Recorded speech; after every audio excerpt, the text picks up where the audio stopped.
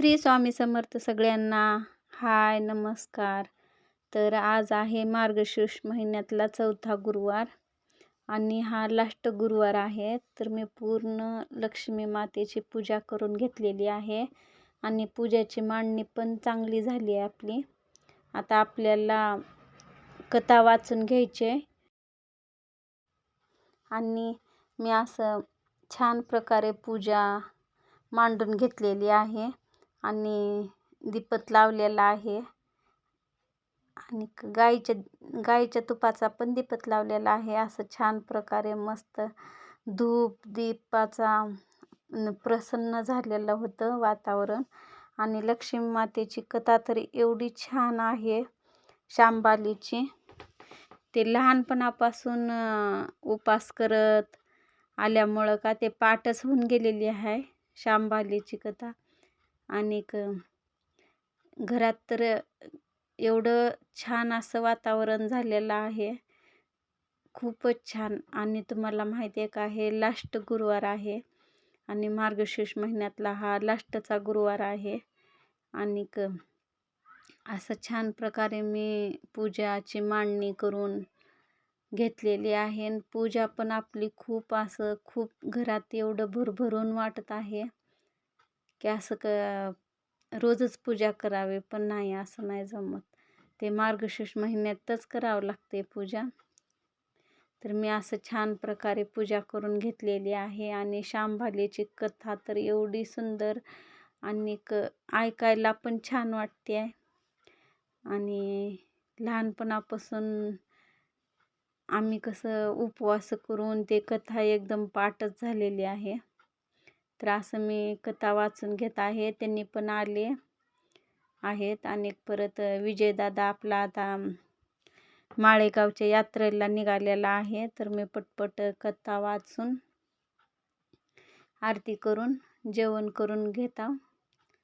म्हणजे माळेगावची भरपूर मोठी जत्रा आहे आणि कोणाकोणाला माहिती आहे त्यांनी नक्की कमेंटमध्ये सांगा. आणि मी तर एक वेळेस पण नाही जायला माळेगावला.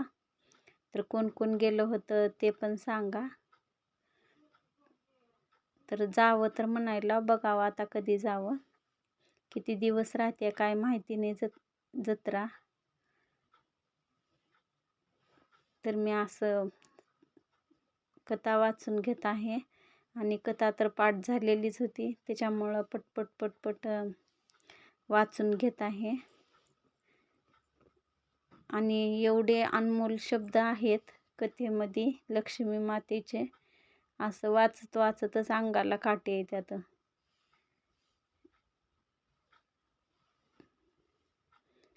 भक्ती भावना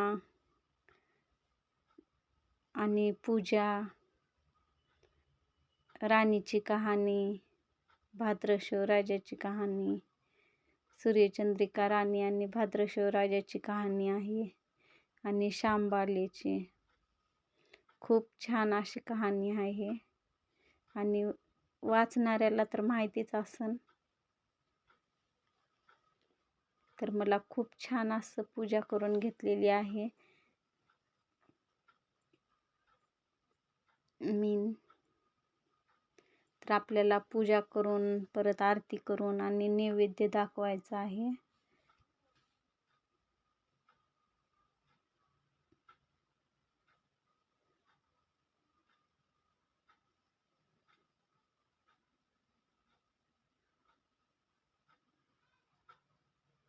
तरी मी अशी पूजा करून घेत आहे.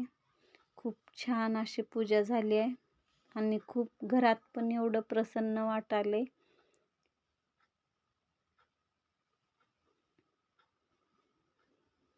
तर मी हे पूर्ण पुस्तक वाचून घेते, म्हणजे लक्ष्मी मातेची कथा. आणि हा लास्टचा गुरुवार आहे. तर मी असं छान प्रकारे रांगोळी पण काढून घेतलेली होती. गाई मातेची पूजा करून घेतलेली होती. आणि तुम्ही तर बघूच लागला, खूप छान असा धूप दीपांचा दरमळत होता वास.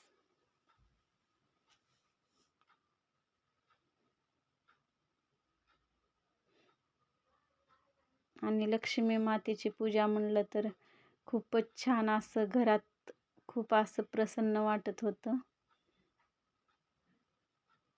आणि ह्यांनी पण येऊन माझ्या मागे बसलेले होते कहाणी ऐकत.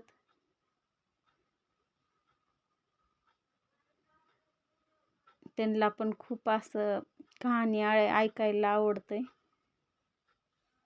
तर मस्त असं कहाणी ऐकत होते बसून आणि मी पुढं वाचतच होते.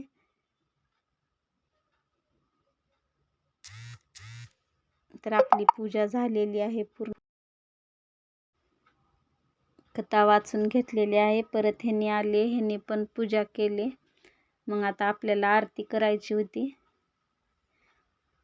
तर मस्त आम्ही दोघांनी अशी छानशी आरती करून घेतलो. त्यांनी पण म्हणत होते मला, हे आता झालं का गुरुवार, एवढा लास्ट होता का? त्यांना पण कसं तरच वाटत होतं आणि नाहीत का असं म्हणत होते. मग आम्ही दोघा नवरा बायकोनं असं छान प्रकारे लक्ष्मी मातेची पूजा आरती करून घेतलो. पाया पडलो. परत मग आता मला पण आणि डबल पाया पडावं असं वाटलं. पुन्हा आणखीन नैवेद्य दाखवले. परत जेवायला वाढायचं होतं. मग मी इथंच बसले. मला पण कसं तर वाटत होतं. आता लक्ष्मी मातेची पूजा, आता हे लास्टच गुरुवार आहे मार्गशीर्ष महिन्यातला, म्हणून मी असं चित्तेने बसत होते. लक्ष्मी मातेला बघत होते. प्रसन्न असं घर झालेलं होतं. खूप छान वाटत होतं मला बी. इथून काय उठूच वाटत नव्हतं म्हणून विचार करत बसलते. तुम्हाला कसे वाटले माझे अनुभव नक्की सांगा. बाय.